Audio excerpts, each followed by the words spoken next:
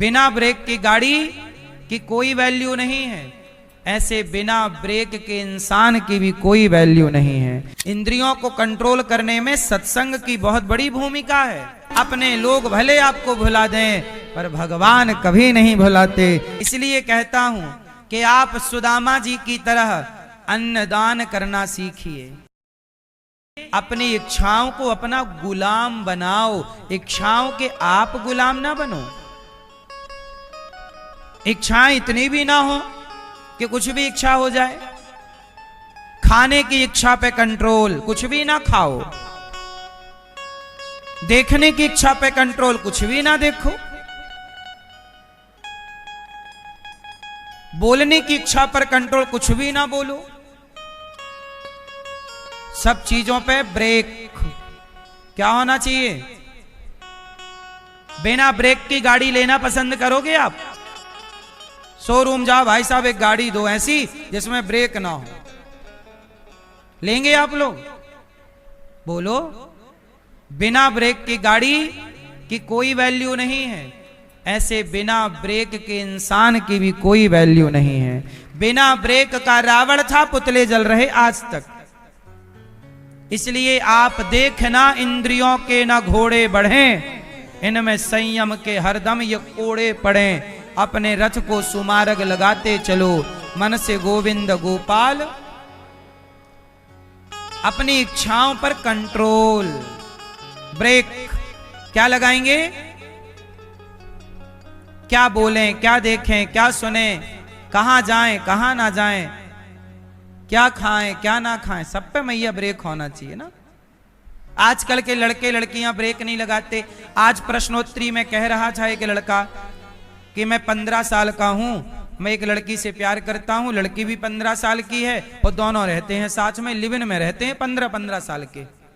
ना लड़की ब्रेक लगा रही है ना लड़का ब्रेक लगाने को तैयार है। जिस उम्र में पढ़ाई करनी चाहिए, लक्ष्य को हासिल करना चाहिए, उस उम्र के लड़का लड़की भटक रहे हैं। ये बात सही है कि गलत है? फिर क्यों भटक रहे हैं? क्योंकि इनके जीवन में ब्रेक नहीं है, संयम ही नहीं है ना। सत्संग करते नहीं तो ब्रेक है नहीं। भाई सत्संग क्या है?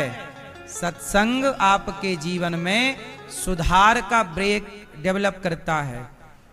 इंद्रियों को कंट्रोल करने में सत्संग की बहुत बड़ी भूमिका है। लड़के ने बोला कि मैं उस लड़की के चक्कर में था, पर जब से कथा सुनी तो मैं छोड़ दिया उस लड़की का चक्कर। कथा का प्रभाव के छोड़ दिया, नहीं तो वो तो पड़े ही था चक्कर में। कथा जो सुनेगा वो बचता चलेगा, जो नहीं सुनेगा उलझता चलेगा। इसलिए सुदामा जी गरीब हैं, परीक्षाओं पर ब्रेक है, कोई कामना नहीं, केवल एक इच्छा है, कन्हैया तुम्हें एक नजर देखना है। एक ही कामना है, कौन सी? कन्हैया तुम्हें, प्रभु आपको देखने की, पाने की कामना, और कोई कामना नहीं। पुराने से कपड़े, कुचैलम मलिनम क्षामम, पुराने फटे वस्त्र पहनकर सुदामा जी भिक्षा मांगते, जो मिलता खुश रहते। पत्नी बोली आपके मित्र द्वारिकाधीश हैं, दर्शन कर आओ। खाली कैसे जाऊं, 4 मुट्ठी चावल लेकर सुदामा जी चल पड़े सुदामा जी मित्र से मिलने। अच्छा आज का मित्र होता तो पहचानता नहीं, पर सुदामा जैसे गरीब को भी यदि कोई पहचानता है तो भगवान, ये कथा ये बताती है कि संसार भले आपको भूल जाए, अपने लोग भले आपको भुला दें, पर भगवान कभी नहीं भुलाते। इसलिए जो आपको नहीं भुला रहे हैं तो आप उन्हें क्यों भुला रहे हैं? सच बताओ, भगवान आपको भूलते हैं कि नहीं? जोर से। तो फिर आप क्यों भूल जाते हो? सुनो मेरी मां, सुदामा जी 4 मुट्ठी चावल लेकर के चले। सुदामा जी जैसे गरीब कौन होगा? लेकिन एक बात सुदामा जी की है, सुदामा जी गरीब भले हैं पर श्री कृष्ण से कुछ मांगा नहीं कि कन्हैया हम गरीब हैं थोड़ा दे दो, मांगा? सुना आपने कभी कि सुदामा जी ने मांगा? भगवान ने जो भी दिया सुदामा जी को वो मांगने से नहीं दिया। कैसे दिया? जोर से, जोर से, बिना मांगे। जब भगवान बिना मांगे देने को तैयार हैं तो आप मांगते क्यों हो?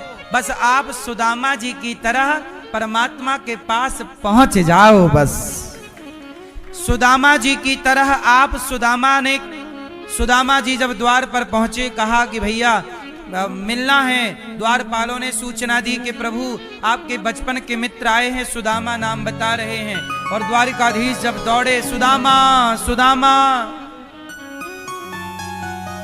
सुदामा जी को भगवान ने गले से लगाया, आसन पर बिठाया, नेत्रों के जल से चरण धोए।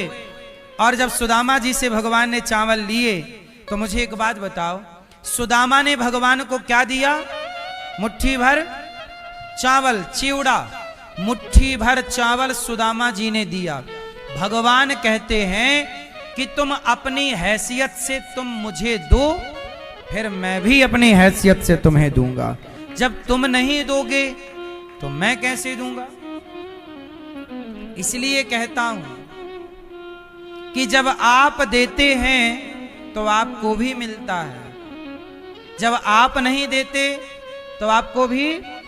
आज सुदामा जी ने भगवान को क्या दिया?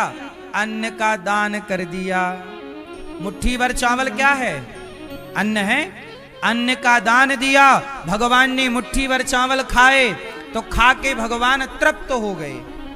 और जब भगवान तृप्त हुआ तो सारा ब्रह्मांड तृप्त हो गया। तो पूरे ब्रह्मांड को भोजन कराने का पुण्य सुदामा जी को मिल गया। उस पुण्य के कारण भगवान ने विश्वकर्मा जी को बुलाया, विश्वकर्मा जी आओ और सुदामा के पुण्य का ऋण चुकाओ। कौन सा पुण्य किया?